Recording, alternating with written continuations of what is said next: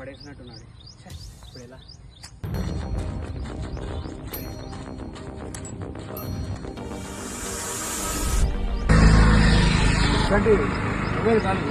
నా పొద్దున్నే పొలం చూడడానికి వెళ్తే అక్కడ ఎవడో తాగి పడేసినట్టున్నాడు. సీసోక ఉచ్చుకుపోయింది. హాస్పిటల్ పోయినావా? ఎక్కడన్నా హాస్పిటల్ చూసుకోలేదు, చెప్పికేది కాలు ఇదే కూర్చున్నాను. మందు సీసా. ఫ్రెండ్స్ చూసారు కదా తన కాలుకి ఎలా గాయమైందో.